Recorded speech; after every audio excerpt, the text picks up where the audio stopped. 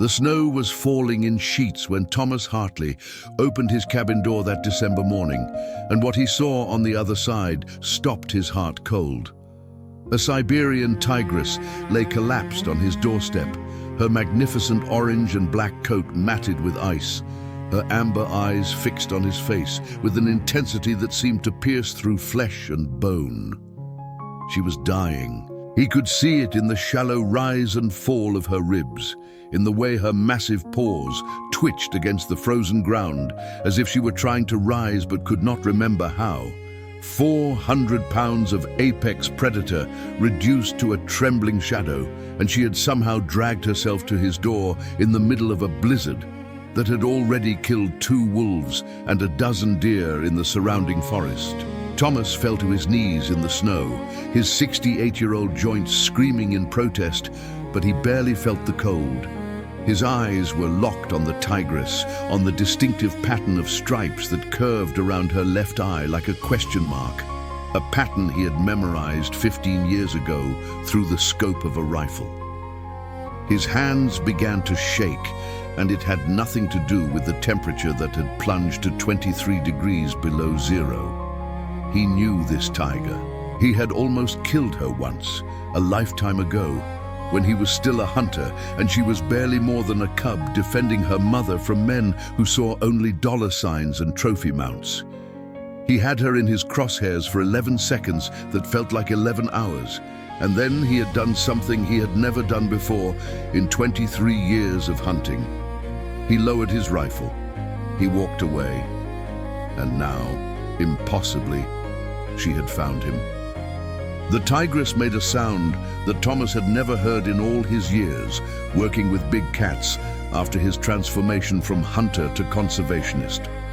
It was not a roar, not a growl, not even the chuffing sound that tigers use to greet each other. It was something softer, something that sounded almost like a plea. Her eyes, glazed with fever and exhaustion, held his with desperate intelligence. She was trying to tell him something, and Thomas felt a cold certainty settle into his chest that whatever she needed, whatever impossible request she was making, he would not be able to refuse. If stories like this one touch your heart the way they touch mine, take a moment to subscribe to this channel. Every new subscriber helps us share more extraordinary tales of the bonds between humans and wildlife. Join our community of people who believe that love knows no species, and together let us celebrate the miracles that happen when compassion crosses the boundaries that nature created. Thomas forced himself to move, to assess the situation the way his years of training had taught him. The tigress was suffering from severe respiratory distress, her breath coming in wet, rattling gasps that spoke of fluid in her lungs. Pneumonia, most likely, exacerbated by the brutal cold and what appeared to be malnutrition. She was far too thin for a healthy adult female, her ribs visible beneath her coat, her haunches wasted from weeks of inadequate food. She had been sick for a long time, and she had been starving even longer, yet she had somehow found the strength to make it to his cabin through 3 miles of frozen wilderness in the worst storm the region had seen in a decade. He stood and moved carefully around her, looking for injuries, for wounds, for any sign of what had brought her to this state. What he found instead made his blood run cold in a different way entirely. Her belly showed the unmistakable signs of recent birth, the skin loose and deflated, the teats swollen with milk that her body could no longer spare the energy to produce. She had given birth recently, within the last week at most, and her cubs were not with her. The realization hit Thomas like a physical blow. She had not come to him to save herself. She had come to him because she could not save her children. Somewhere out there in the frozen taiga, newborn tiger cubs were huddled in a den, waiting for a mother who could no longer hunt, could no longer provide warmth, could no longer protect them from the wolves and the cold and the 1,000 other dangers that killed 80% of wild tiger cubs before they reached their first birthday. She had come to the only human being who had ever shown her mercy, the man who had spared her life 15 years ago, and she was asking him to do it again. Not for her this time, for them. Thomas Hartley had spent the last 20 years trying to atone for the man he used to be. After his son Michael died in a hunting accident that Thomas still blamed himself for, he had abandoned everything: his career, his home in Montana, his entire identity as a hunter of big game. He had traveled to the Russian Far East, to the land of the Siberian tiger, and he had dedicated his remaining years to protecting the same animals he had once slaughtered for sport. He worked as a consultant for the Sikota-Alin Biosphere Reserve, monitoring tiger populations, tracking poachers, helping to rehabilitate injured animals when the opportunity arose. He had saved dozens of tigers in his time here, but he had never had one come to him like this, never had one look at him with eyes that seemed to recognize something in him that he was not sure he recognized in himself anymore. The cabin behind him was warm, stocked with supplies, equipped with the basic veterinary equipment that his work required. He could try to save her. He could carry her inside, treat her pneumonia with the antibiotics he kept for emergencies, try to nurse her back to health. But even as the thought crossed his mind, he knew it was not what she wanted. She had not come here to be saved. She had come here to make sure her cubs would survive, even if she did not. And that meant Thomas had a choice to make. He could stay here with her, try to keep her alive, and hope that her cubs could survive another day or two in their den. Or he could leave her, venture out into the storm, and try to find 2 newborn tigers in 3 miles of frozen forest before they froze to death. He could not do both. The storm was too severe, the distances too great, his body too old and too slow to manage both tasks. He had to choose. And looking into those amber eyes, seeing the desperate plea that burned behind the fever and the exhaustion, Thomas knew there was only one choice he could make. He knelt beside her again, his knees sinking into the snow, and he placed his bare hand on the side of her face. She did not flinch. She did not growl. She simply closed her eyes and leaned into his touch with a trust that shattered something inside him that he had not known was still intact. 15 years ago, he had shown her mercy when every instinct in his body told him to pull the trigger. Now, she was showing him something far more profound. She was showing him faith. Faith that the man who had spared her would spare her children. Faith that the redemption he had been seeking for 20 years was not just a fantasy, he told himself, to help him sleep at night. Thomas stood and walked back into his cabin, his mind already racing through the logistics. He would need his emergency pack, the one he kept ready for search and rescue operations.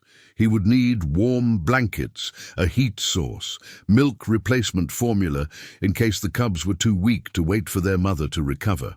He would need his GPS tracker, his satellite phone, and every ounce of knowledge he had accumulated in 2 decades of working with these magnificent animals.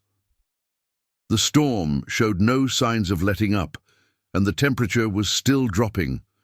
By nightfall, it would hit 35 below.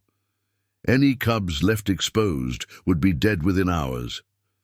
He was pulling on his heaviest coat when he heard her move behind him. The tigress had somehow managed to rise to her feet, swaying dangerously, her legs trembling with the effort. She took 1 step toward him, then another, and then she did something that would haunt Thomas for the rest of his life. She turned her head toward the east, toward the mountains where her den must be hidden, and she made that strange pleading sound again. Then she looked back at him, and in that look was everything she could not say. Go. Find them. Save them. I'm trusting you with the only thing that matters. Thomas nodded once, a promise made without words, and he stepped out into the storm. The world outside was a chaos of white and grey, the wind howling through the trees at 40 miles per hour, visibility reduced to less than 30 feet. Thomas had lived through Siberian winters for 2 decades.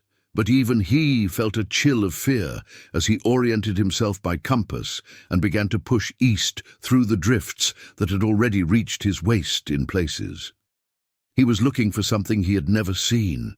In terrain he only partially knew, in conditions that could kill him as easily as they would kill the cubs he was trying to save. The only guidance he had was the direction the tigress had indicated and his own knowledge of tiger behavior, which told him that a mother would choose a den site that offered protection from predators and exposure, likely a rocky outcropping or a fallen tree, somewhere within reasonable distance of water and prey. 3 miles. In good weather, on flat ground, Thomas could cover 3 miles in about an hour. In these conditions, fighting through snow that sometimes reached his chest, navigating around fallen trees and hidden ravines, he estimated it would take him at least 3 hours, maybe 4. The cubs had already been alone for however long it had taken their mother to make the same journey in the opposite direction, which meant they had been without warmth or food for at least 6 hours, possibly longer. Newborn tigers could not regulate their own body temperature. Without their mother, they would begin to succumb to hypothermia within hours. He was racing against a clock he could not see, and every second counted. The first hour was the hardest. Thomas pushed through the storm on pure determination, his muscles screaming, his lungs burning in the frigid air. He thought about Michael, his son, the boy who had followed him into the hunting life and paid for it with everything. He thought about the tigress back at his cabin, the way she had looked at him with those knowing eyes. He thought about the man he had been 15 years ago, the man who had almost pulled the trigger, and he wondered what would have happened if he had. Would he have become a different person? Would he have found a different path to redemption? Or would he have simply added one more death to the weight that already threatened to crush him? The compass led him deeper into the forest, away from the established trails and into territory that even the local rangers rarely ventured. The trees here were ancient, massive Korean pines and Mongolian oaks that had stood for centuries, their branches heavy with snow and ice.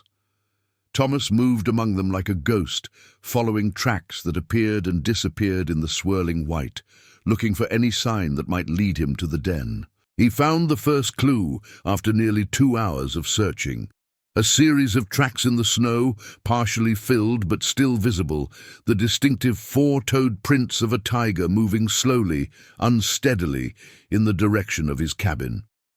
He followed them backward, letting the tracks guide him through a narrow ravine and up a rocky slope that made his aging knees howl in protest. The tracks grew cleaner as he climbed, less obscured by the falling snow, until finally they led him to a dark opening in the rock face, a natural cave that had been enlarged by the roots of a massive fallen oak. Thomas approached the den with his heart pounding in his chest. He could hear nothing over the wind, could see nothing in the darkness beyond the entrance. He pulled out his flashlight, took a deep breath, and stepped inside. The cave was deeper than he expected, extending back perhaps 15 feet into the rock. The walls were smooth, worn by centuries of weather and the passage of countless animals who had used this place as shelter. The floor was covered with dry leaves and shed fur, insulation that the tigress had gathered to keep her cubs warm. And there, huddled in the deepest corner of the cave, Thomas saw them, 2 cubs, no bigger than house cats, their eyes still sealed shut, their tiny bodies pressed together in a desperate attempt to share warmth. They were barely moving, their breathing so shallow that for a terrible moment Thomas thought he was too late. He dropped to his knees beside them, pulling off his gloves, pressing his bare hands against their fur to feel for warmth, for life, for any sign that his 3-hour journey had not been in vain. The first cub stirred at his touch, letting out a weak mewling cry that was the most beautiful sound Thomas had ever heard. The second followed a moment later, both of them responding to the warmth of his hands, to the presence of something living in a world that had grown cold and empty. They were alive, barely, impossibly against all odds, they were alive. Thomas wasted no time. He opened his pack and pulled out the emergency blankets, wrapping each cub carefully, tucking them against his chest inside his coat, where his body heat could begin to warm them. They weighed almost nothing, perhaps 3 pounds each, fragile and helpless, and completely dependent on the mercy of a stranger. He thought again of the Tigress, of the impossible trust she had placed in him, and he felt tears freezing on his cheeks as he turned and began the long journey back. The return trip was faster despite his exhaustion. The wind had shifted, now pushing at his back instead of his face, and the tracks he had made on the way in gave him a path to follow through the worst of the drifts. The cubs mewled occasionally against his chest, tiny sounds of protest and hunger and cold, and each sound drove him forward like a whip. He could not fail them. He could not fail her. He had spent 20 years running from the man he used to be, and now he had a chance to prove that the running had been worth something. The cabin appeared through the snow like a mirage, warm light glowing from the windows, smoke rising from the chimney. Thomas stumbled up the steps and pushed through the door, his legs giving out beneath him as the warmth hit him like a physical force. He collapsed onto the floor of his cabin, the cubs still clutched against his chest, and for a long moment he could do nothing but breathe and thank whatever power had seen fit to bring him home. It was only then that he looked up and saw the Tigress. She had dragged herself inside while he was gone, pushing through the door he had left unlatched, making her way to the rug in front of his wood stove where the heat was strongest. She lay there now, her breathing even more labored than before, her eyes closed in exhaustion. But as Thomas struggled to his feet and moved toward her, those eyes opened, and in them he saw a question that needed no translation. He knelt beside her and opened his coat, revealing the 2 small bundles pressed against his chest. The cubs stirred at the movement, mewling louder now, responding to a scent and a presence that their sealed eyes could not see, but their instincts recognized immediately. Thomas placed them gently against their mother, tucking them into the curve of her body where they belonged, and he watched as her massive head lowered to nuzzle them, as her rough tongue began to clean the ice and snow from their fur, as life returned to eyes that had been prepared for death. The Tigress looked at Thomas one more time, and in that look was something he had not expected to find. Gratitude, yes. Relief, certainly. But beneath it all, something deeper. Recognition.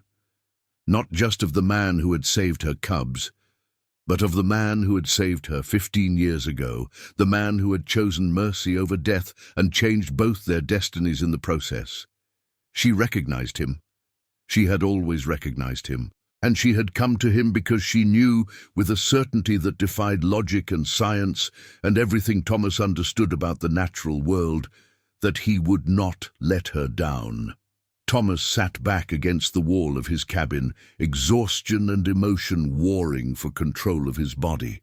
Outside, the storm continued to rage, burying the world in white. Inside, a dying tigress nursed her cubs by the warmth of his fire, and an old man who had spent 2 decades seeking redemption began to wonder if perhaps he had finally found it.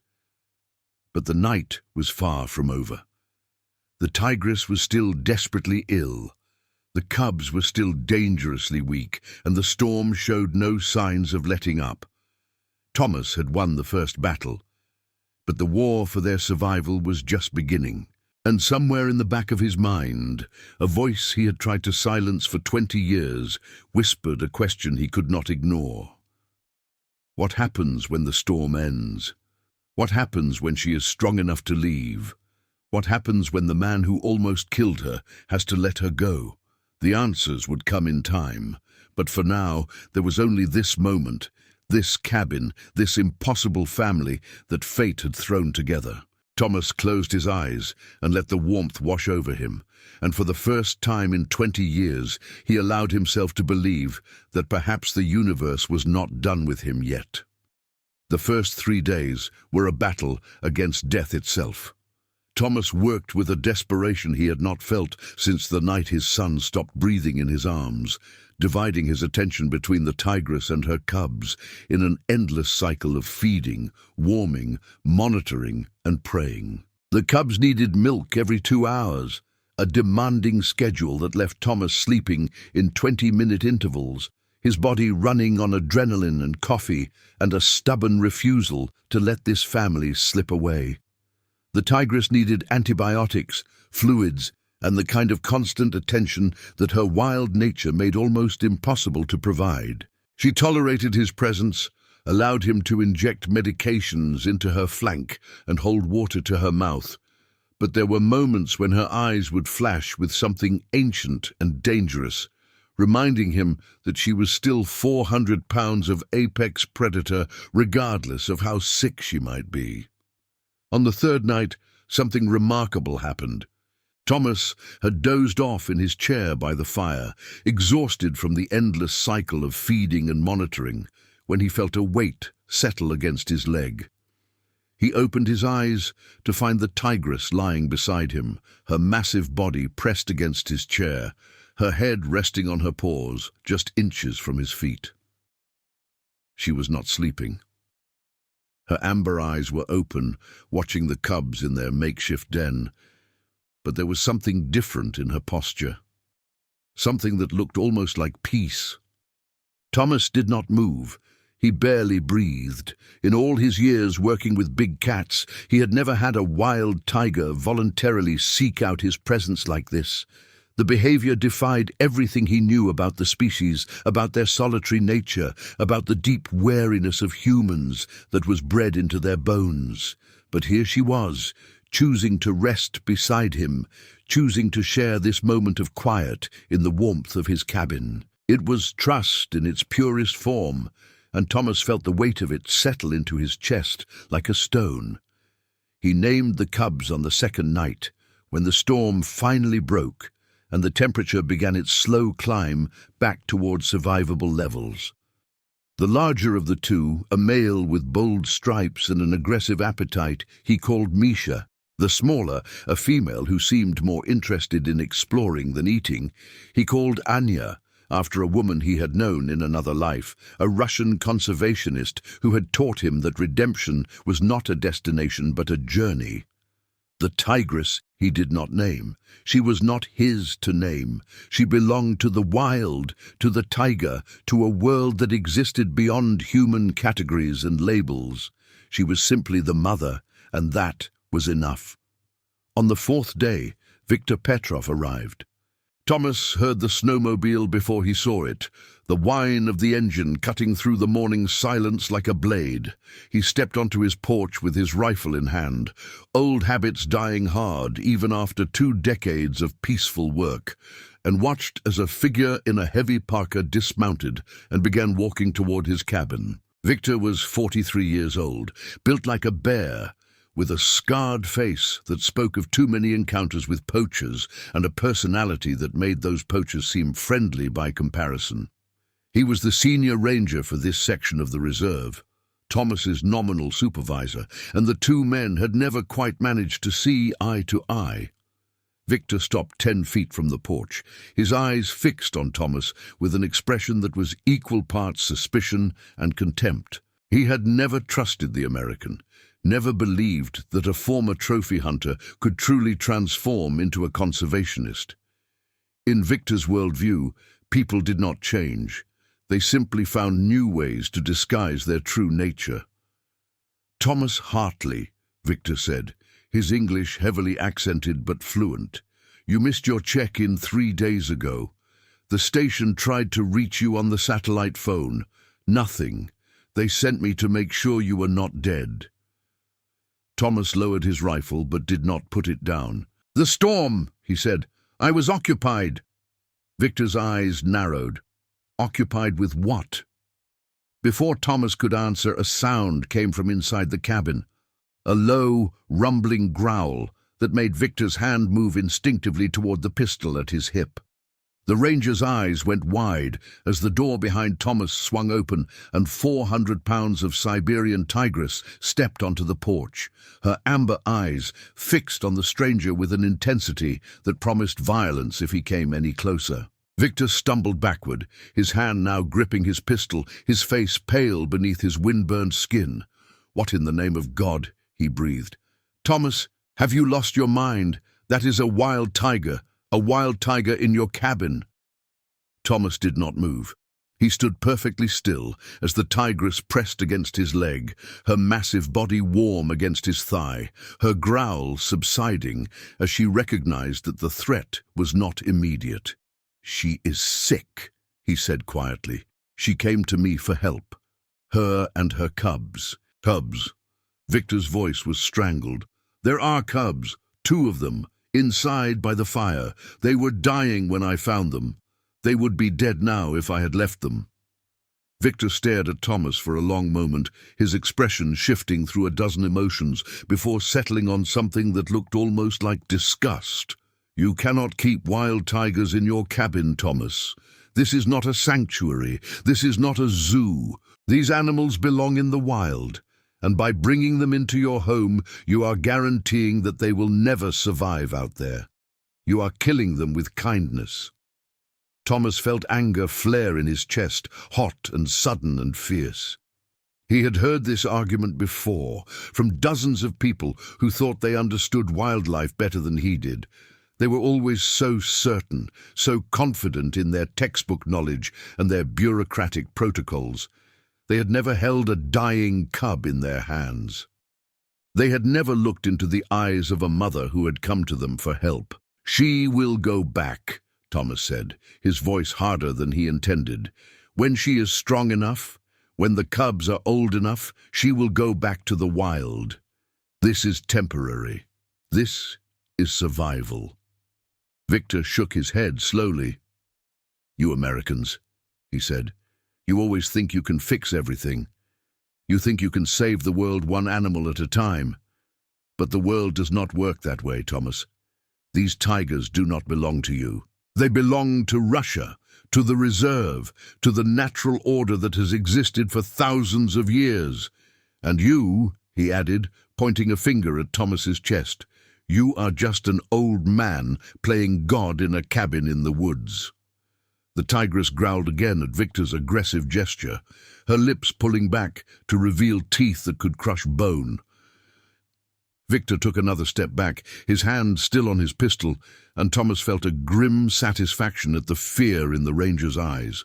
Let him be afraid. Let him understand, even for a moment, what it felt like to be at the mercy of something stronger than himself. "I will report this to the station," Victor said, backing toward his snowmobile. "They will send people to collect the animals. You will not stop them, Thomas. You do not have the authority." Thomas watched him go, the tigress still pressed against his leg, her warmth a comfort against the cold that had nothing to do with the temperature. Victor was right about one thing. He did not have the authority to keep these animals. He did not have the right to make decisions about their future. But he had made a promise to a dying mother who had come to him in her darkest hour, and he would be damned if he was going to break it now. The days that followed were some of the strangest of Thomas's life. He fell into a routine with the tigress and her cubs, a domestic rhythm that seemed absurd given the circumstances, but felt somehow natural. He woke at dawn, checked on the mother's breathing and temperature, fed the cubs, cleaned the makeshift den he had created for them in the corner of his cabin. He spent his afternoons sitting by the fire, reading reports on tiger behavior and rehabilitation, watching as Misha and Anya grew stronger and more adventurous. He talked to them, to all 3 of them, his voice filling the silence of the cabin with stories from his past, confessions he had never shared with another living soul. He told them about Michael, about the hunting trip that had gone wrong, the accidental discharge, the way his son had looked at him in those final moments with an expression that was not accusation, but forgiveness. Michael had been 23 years old, newly married, expecting his first child. He had come on the hunting trip because Thomas had asked him to, because Thomas had wanted one more adventure with his boy before he became a father himself. The bullet that killed him had come from Thomas's own rifle, a freak accident that no one could have predicted, that no one could have prevented. But Thomas had spent 20 years preventing it anyway, replaying that moment in his mind, changing the angle of the shot, the position of his hand, the decision to pull the trigger at all. He told them about his daughter Emily, who had not spoken to him since Michael's funeral, about the way she had looked at him across the grave, her eyes filled with a grief that had no room for forgiveness. She lived in California now, married to a man Thomas had never met, raising children he had never seen. Sometimes late at night, he would pull up her social media profiles and look at pictures of grandchildren who did not know he existed. It was a special kind of torture, but he could not bring himself to stop. He told them about the years of drinking that followed, the suicide attempt that his ex-wife had interrupted just in time, the long, slow climb back to something resembling sanity. He told them about the day he arrived in Russia, a broken man looking for a reason to keep living, and how he had found that reason in the golden eyes of a species he had once hunted for sport. The Tigress listened to it all, her amber eyes following him around the cabin, her massive head resting on her paws. She was recovering slowly, her breathing easier with each passing day, her appetite returning as the infection in her lungs began to clear. But there was something in her gaze that Thomas could not quite identify, a watchfulness that went beyond the natural caution of a wild animal. She was studying him, he realized, learning him, trying to understand this strange creature who had saved her children and now shared his home with her as if it were the most natural thing in the world. The cubs grew quickly, as tiger cubs do. By the end of the second week, Misha weighed nearly 8 pounds, his stripes darkening, his eyes finally opening to reveal the same amber fire that burned in his mother's gaze. Anya was smaller, more delicate, but no less determined. She was the first to venture beyond the den, the first to explore the cabin on wobbly legs, the first to discover that Thomas's bootlaces were the most fascinating objects in the known universe. He watched her pounce and tumble and fail, watched her get up and try again, and he saw in her persistence something that felt uncomfortably like hope. Victor returned on the 15th day, this time with 2 other rangers and a tranquilizer rifle. Thomas met them on his porch, the same rifle in his hands, the same determination in his heart. They argued for an hour, voices rising and falling in the cold morning air, until finally Victor threw up his hands and made an offer that Thomas had not expected. "We will give you 30 days, Victor said, his voice bitter with compromise. 30 days to rehabilitate the mother and prepare the cubs for release.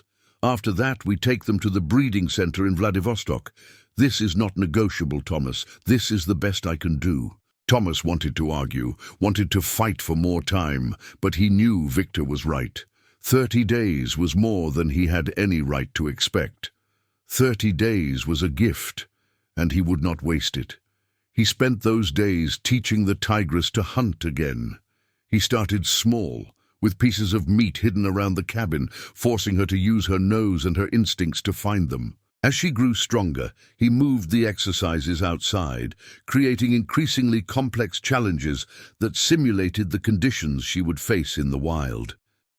He watched her track scents through the snow, watched her stalk imaginary prey through the underbrush, watched her remember what it meant to be a tiger instead of a patient. The cubs were harder. They had been born too early in the season, deprived of the months of observation and practice that would normally prepare them for survival. Thomas did what he could, exposing them to the sounds and smells of the forest, encouraging the hunting behaviors that emerged naturally as they grew. But he knew it was not enough. He knew that releasing them into the wild at their age was essentially a death sentence, regardless of how well their mother had recovered. It was Anya who gave him the answer, or rather, the answer who found Anya. Thomas was outside the cabin on the 20th day, watching the cubs play in the snow while their mother observed from the porch, when he heard Anya cry out in alarm.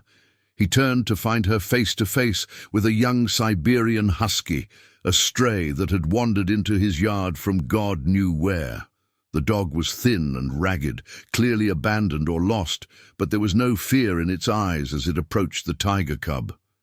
Only curiosity, only interest. Thomas held his breath, expecting the mother to intervene, to destroy this intruder who had dared to approach her offspring. But the tigress did not move. She watched, her amber eyes tracking every motion, as the husky and the cub circled each other with the cautious fascination of children meeting for the first time.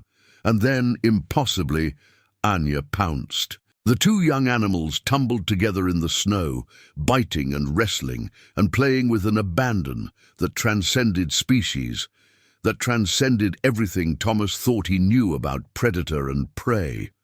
The husky, whom Thomas would later name Ghost for his pale grey coat and silent movements, became a permanent fixture in the cabin over the days that followed. He slept curled up with the cubs, played with them for hours on end, and taught them skills that Thomas could never have provided. Skills like chasing, skills like teamwork, skills like trust. Victor visited again on the 25th day, and this time the disgust in his eyes had been replaced by something that looked almost like wonder. He stood on the porch and watched as the tigress groomed Ghost with the same rough affection she showed her own cubs, watched as Misha and Anya practiced their hunting techniques on the patient husky, watched as Thomas moved among them all like a conductor orchestrating a symphony of impossible relationships. The ranger stayed for 3 hours that day, longer than he had ever stayed before. He sat on Thomas's porch with a cup of black coffee, his hard face softened by something that might have been reflection, and he told Thomas a story that the American had never heard before. Victor had a daughter once. Her name was Katya, and she had been 7 years old when she was killed by a tiger that had wandered into their village in search of food. The tiger had been starving, driven from its territory by poachers, desperate enough to risk approaching human settlements. Katya had been playing in her backyard when it found her. Victor had been less than 100 feet away, close enough to hear her scream but too far to save her. For 15 years, Victor had hated tigers with every fiber of his being. He had taken this job not to protect them but to control them, to make sure that no other father would have to bury his daughter because a wild animal had crossed a boundary it should never have crossed. He had seen Thomas's bond with the tigress as a betrayal of everything he stood for, a mockery of the grief that still burned in his chest every time he closed his eyes. But watching them now, watching the way the tigress looked at Thomas, watching the trust that flowed between predator and human like water between two vessels, Victor felt something shift in his heart. The tiger that killed Katya had been desperate. It had been failed by humans long before it failed them. And maybe, Victor thought, just maybe, there was another way to honor his daughter's memory, a way that did not require hate. "I do not understand," Victor said quietly. "I have worked with tigers for 20 years. I have never seen anything like this." "How did you do it?" Thomas shook his head. "I did not do anything. She came to me. She chose to trust me. I just tried not to betray that trust." Victor was silent for a long moment. Then he said something that Thomas would remember for the rest of his life. "The station has agreed to extend your time. 3 more months. They want to study this. They want to understand how a wild tigress could form this kind of bond with a human." Thomas felt something loosen in his chest, a tension he had been carrying for weeks. 3 months. 3 more months to prepare them, to strengthen them, to give them the best possible chance at survival. It was more than he had dared to hope for. But as he watched the tigress rise and pad toward him, as he felt her massive head press against his chest in that strange gesture of affection she had developed over the weeks, he knew that 3 months would pass faster than he could imagine. And when they did, he would have to face the hardest decision of his life. He would have to let them go. The thought settled into his heart like a stone, heavy and cold and unavoidable. He had spent 20 years learning to protect these animals, Now he would have to learn something much harder. He would have to learn to say goodbye. The 3 months passed like water through open fingers, each day bringing new miracles and new heartaches that Thomas tried desperately to hold on to, even as they slipped away. Misha and Anya grew from helpless cubs into young tigers of nearly 50 pounds each, their stripes darkening, their instincts sharpening, their dependence on Thomas diminishing with every passing week. The Tigress, whom the research team had officially catalogued as female 37, but whom Thomas still refused to name, recovered completely from her pneumonia, her coat regaining its luster, her muscles rebuilding until she was once again the magnificent predator she had been born to be. Ghost, the husky, remained, an unlikely fourth member of this impossible family, his presence a bridge between the wild world and the domestic one that Thomas had created in his cabin. The researchers came and went, scientists from Moscow and Vladivostok, and even one team from the United States, all of them fascinated by what they called the Hartley Protocol, as if Thomas had developed some revolutionary technique for tiger rehabilitation instead of simply responding to a desperate mother's plea.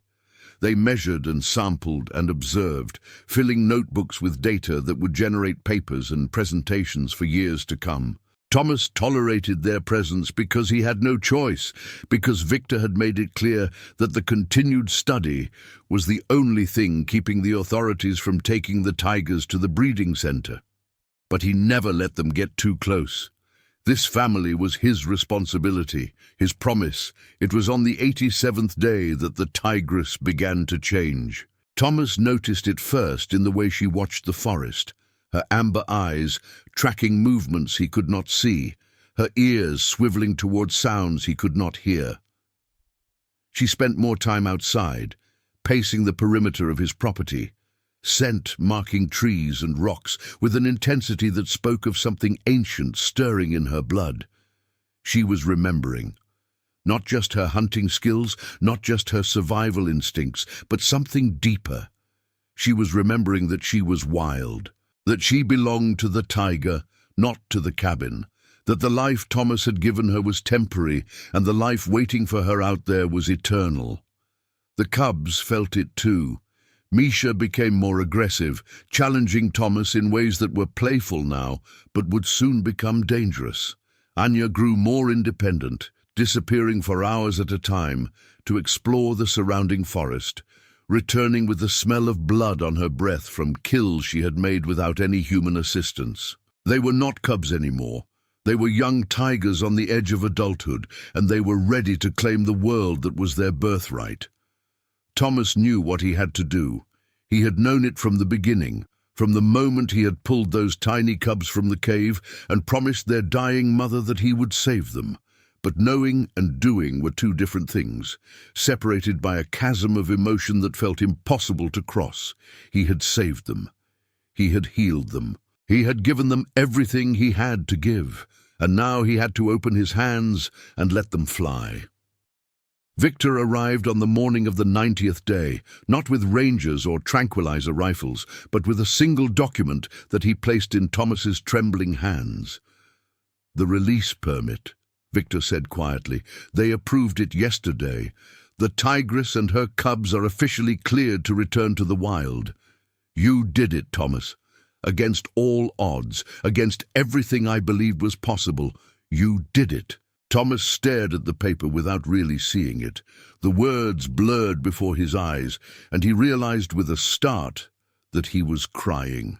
68 years old, a lifetime of loss and redemption behind him, and he was crying like a child because 3 tigers were about to leave his life forever.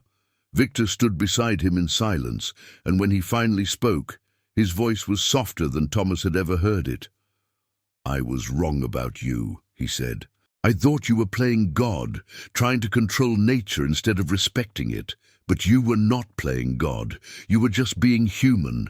You were loving them. And sometimes, he added, looking out at the forest where the tigress and her cubs were wrestling in the snow, sometimes loving something means letting it go. They released them at dawn 2 days later in a section of the reserve that the Tigress had once called home, far from human settlements and rich with prey. Thomas led them there himself, walking through the forest with the tigers flanking him like an honor guard, Ghost trotting at his heels as if this were just another morning walk instead of the end of everything they had built together. The researchers followed at a distance, cameras rolling, instruments recording, trying to capture in data what Thomas knew could only be felt in the heart. The release site was a clearing on the edge of a frozen river, surrounded by ancient trees that had stood since before Thomas was born, since before his father was born, since before humans had ever set foot in this corner of the world. Thomas stopped at the edge of the clearing and turned to face his family one last time. Misha was the first to go. The young male had been straining at the invisible leash of Thomas's presence for weeks, and when Thomas finally stepped aside and gestured toward the forest, Misha did not hesitate. He bounded forward with all the grace and power of his species, pausing once at the tree line to look back, and then vanishing into the shadows like a dream dissolving at dawn. Anya took longer. She circled Thomas 3 times, rubbing against his legs, making the chuffing sound that tigers use to greet their family. She looked up at him with eyes that held no resentment, no confusion, no sense of abandonment. Only love, only gratitude, only the pure, uncomplicated emotion of a creature who had been saved and who knew it. Then she too turned and disappeared into the forest.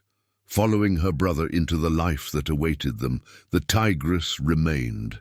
She stood before Thomas in the morning light, her coat glowing like fire against the white snow, her amber eyes holding his with that strange intensity that had haunted him since the first moment she had appeared on his doorstep. She was beautiful. She was wild. She was everything he had spent 20 years trying to protect and preserve and understand. And she was leaving. Thomas knelt in the snow, his old knees protesting one final time, and he placed his hand on the side of her face the way he had on that first day. She leaned into his touch, closing her eyes, and for a long moment neither of them moved. 2 lives that should never have intersected, separated now by an invisible barrier that both of them understood. When she opened her eyes again, there were no tears in them. Tigers do not cry. But there was something else, something that Thomas would spend the rest of his life trying to describe and never quite finding the words for. Recognition, respect, the acknowledgement of a debt that could never be repaid but would never be forgotten. The Tigress pulled away from his hand and turned toward the forest. She took 3 steps, then stopped and looked back over her shoulder. Thomas raised his hand in a gesture that might have been a wave, might have been a blessing, might have been nothing more than an old man saying goodbye to a friend. She held his gaze for one more heartbeat. Then she was gone. Thomas remained kneeling in the snow for a long time after she disappeared, Ghost pressed against his side, the researchers murmuring quietly behind him. He felt empty and full at the same time, hollowed out by loss but somehow more complete than he had ever been. He had done it. He had kept his promise. He had saved them. Victor helped him to his feet eventually, the ranger's grip surprisingly gentle for a man built like a bear. "You should be proud," Victor said. "What you did here, it will be remembered. It will change how we think about these animals, about what is possible between humans and wildlife." Thomas shook his head slowly. "I did not change anything," he said. "She changed me. From the moment she showed up at my door, trusting me with everything she had, she changed me. I just tried to be worthy of that trust." They walked back to the cabin in silence, Ghost trailing behind them, his head low, as if he too understood that something precious had come to an end. Thomas knew he would never see the Tigress or her cubs again, not in any way that mattered. They belonged to the forest now, to the wild, to the ancient rhythms that had governed their kind since before humans learned to make fire. His role in their story was over, but their role in his story was just beginning. In the months that followed, Thomas became something he had never expected to be. He became a voice.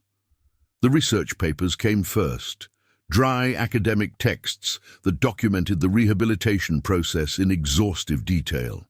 Then came the interviews, the documentaries, the speaking engagements that took him from Moscow to New York to Tokyo, sharing the story of a dying tigress who had walked 3 miles through a blizzard to ask a former hunter for help.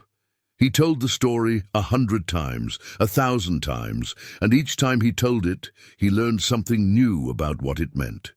He learned that redemption is not a destination, but a direction. He learned that trust is the most powerful force in the natural world, stronger than teeth or claws, or the instinct to survive. He learned that the line between predator and prey, between wild and domestic, between human and animal, was thinner than anyone wanted to believe. And he learned that sometimes the greatest gift you can give someone is the freedom to leave you behind. Victor became a friend in those months, an unlikely alliance forged in the fire of shared experience. The ranger who had once despised Thomas now stood beside him at conferences, adding his voice to the chorus, calling for better protection of Siberian tigers, for more humane approaches to wildlife management, for recognition that these magnificent animals were not resources to be managed, but beings to be respected. The Hartley Protocol, as the researchers continued to call it, became a model for rehabilitation centers around the world, a framework built not on science alone, but on something older and more fundamental, on love. Thomas returned to his cabin in the spring, when the snow had melted and the forest had exploded into green life. Ghost was waiting for him on the porch, his tail wagging, his pale eyes bright with welcome. The cabin was the same as he had left it, the same wood stove, the same worn furniture, the same window where he had first seen the Tigress collapsed in the snow. But it felt different now, fuller somehow, richer. He was sitting on his porch one evening in early June, watching the sun set over the mountains, when he saw them, 3 shapes at the edge of the forest, barely visible in the fading light. A large female and 2 smaller figures, their stripes catching the last rays of the sun like fire frozen in fur. They stood there for perhaps 30 seconds, watching him across the distance that now separated their worlds. Then the larger shape dipped her head in what might have been a bow, might have been a greeting, might have been nothing more than the random movement of a wild animal responding to the wind. Thomas raised his hand one more time, his heart too full for words. And then they were gone, vanishing into the forest that was their home, leaving Thomas alone with his memories and his hope and the unshakable conviction that some bonds could not be broken by distance or time or the boundaries that separated species. So here we are, at the end of another story, or maybe not the end, maybe just a pause before the next chapter begins. I've been telling stories like this one for a while now, stories about the impossible connections that form between humans and animals, about the redemption that comes when we choose compassion over fear. And every time I finish one, I find myself wondering the same thing. Why do these stories move us so much? Why do we cry when a tigress returns to the wild? Why do we feel our hearts break when an old man has to say goodbye to the creatures he saved? I think it is because these stories remind us of something we tend to forget. They remind us that we are not alone in this world, that we share it with billions of other beings who feel and love and fear just like we do. They remind us that kindness is never wasted, that trust is never foolish, that the choice to show mercy can change lives in ways we never imagined. They remind us that the best version of ourselves is the one that reaches out instead of pulling away, that opens doors instead of closing them, that says yes when it would be easier to say no. Thomas Hartley was a hunter who became a healer, a killer who became a protector, A man who thought he had nothing left to give until a dying tigress showed him how wrong he was. His story is not unique. There are people like him all over the world, people who have found redemption in the eyes of an animal, who have discovered that the path to saving themselves lay in saving something else first. Their stories deserve to be told. Their stories deserve to be heard. If this story touched you, if it made you feel something you did not expect to feel, then I have a small request. Share it. Tell someone about it. Let it start a conversation about what we owe to the animals who share our planet, about what they can teach us if we are willing to listen. Leave a comment below and tell me about a time when an animal changed your life, when a moment of connection across species boundaries reminded you what it means to be human. I read every single comment, and I promise you, your stories move me just as much as mine move you. And if you have not already, consider subscribing to this channel. Not because I need the numbers, but because there are more stories waiting to be told, more miracles waiting to be shared, more reasons to believe that the world is a stranger and more beautiful place than we sometimes allow ourselves to imagine. Thank you for being here. Thank you for listening, and thank you for believing, even for a moment, that a dying tigress could teach an old hunter how to live again. Until next time.